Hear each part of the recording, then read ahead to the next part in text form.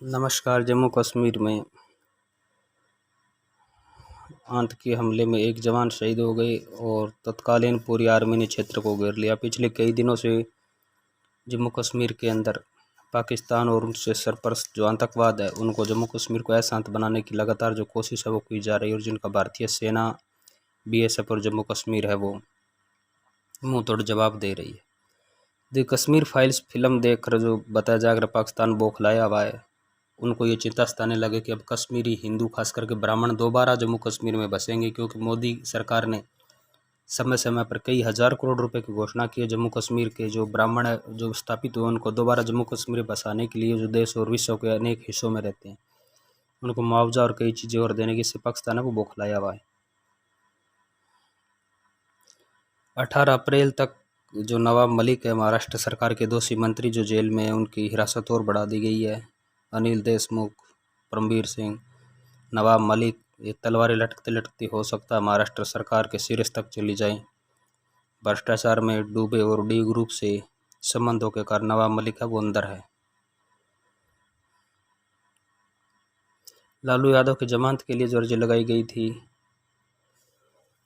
चारा घोटाले से जुड़े मामले में राजग नेता लालू यादव को जमानत देने के झारखंड हाईकोर्ट के 2 आदेशों के खिलाफ झारखंड सरकार की ओर से दायर याचिका पर सुप्रीम कोर्ट ने सोमवार को नोटिस जारी किया गया। जस्टिस एल नागेश्वर राव और जस्टिस बी.आर. गवई की पीठ ने झारखंड हाईकोर्ट को दुमका कोषागार मामले में 17 अप्रैल 2021 को 9 अक्टूबर 2020 को चाईबासा कोषागार मामले में मिली जमानत को चुनौती देने वाली याचिकाओं पर सुनवाई करने की सहमति जताते हुए दोनों ही मामलों को नोटिस दिया है।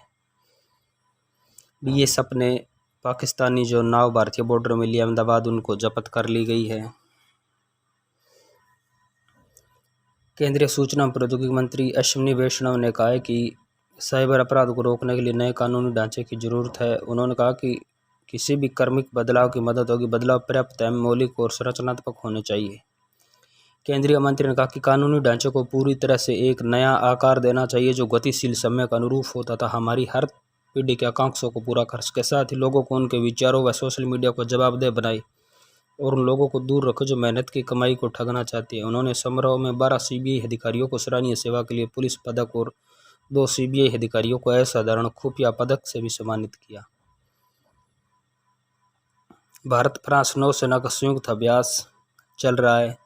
दोनों नौसेनाओं के पनडुब्बियां, जहाज, लड़ाकू विमान, समुद्री गति से हेलीकॉप्टर में इसमें भाग ले रहे हैं।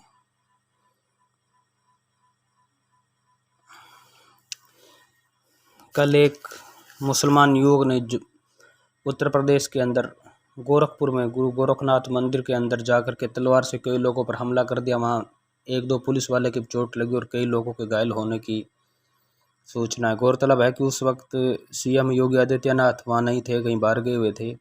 कई बार वो इस मंदिर में मुख्यमंत्री बनने भी आते रहते हैं, बनने के बाद में भी।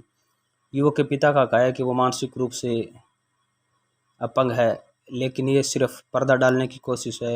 युवक को आईआईटी ग्रेजुएट बताया जा रहा है। ये सवाल पूछने पर युवक के पिता ने कहा कि ब्रिलियंट जो लोग हैं, बड़े पढ़े लिखे अच्छे लोग हैं, वो इस बीमारी के शिकार होते हैं, लेकिन ये सिर्फ और सिर्फ एक आतंकवादी साजिश है। और जो चोर लुटेरे उचक्के आतंकवादी है उनको जो ठिकाने लगा रहे हैं योगी आदित्यनाथ जो उत्तर प्रदेश मुख्यमंत्री हो, उन पर जो देश विरोधी ताकतें हैं वो उनसे जलती है। इसी कारण एक हो सकता है ये आतंकवादी कनेक्शन का हमला हो।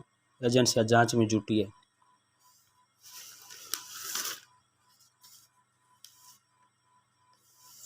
हरियाणा और पंजाब की राजधानी चंडीगढ़ से कल चिड़ियाघर से आज 2 जो चीते हैं वो फरार हो गए। एक का मोहाली में जाने का और एक में चंडीगढ़ में जाने का जो सूचना है वो मिल रही हैं। पुलिस गाड़ियों में सूचना करा रखे, अपने बच्चों का ध्यान रखे। और उन्होंने लगभग 2-3 लोगों को, इस आवारा जानवरों ने, जो जंगली जानवर हैं, इन लोगों ने 2-3 आदमियों को मार दिया गया।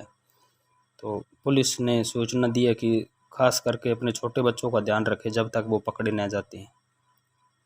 यूक्रेन और रूस का जो युद्ध है वो बदसूरत जारी है, अभी कोई गिरावट नहीं है। दोनों ही देश झुकने के लिए तैयार नहीं है। रसिया अपनी ताकत से लड़ रहा है, जबकि कई नाटो देश है उन पर आरोप है कि वो यूक्रेन की मदद कर रहे हैं। तकरीबन 18,000 के करीब लोग इस 1.5 महीने की लड़ाई में मारे गए हैं, लेकिन दोनों देश है वो पीछे हटने को तैयार नहीं है।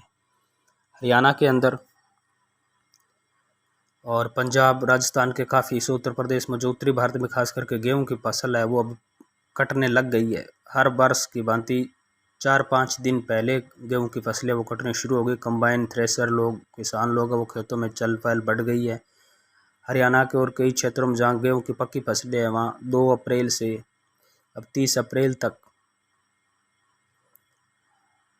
है जो बिजली में कटौती की गई। दिन में 7 बजे से शाम को 7 बजे तक का कि शॉर्ट सर्किट से किसी संभावित आग का खतरा है वो न हो। नमस्कार, चैनल को शेयर सब्सक्राइब जरूर करें, बेल आइकन का बटन दबाकर फॉलो करें।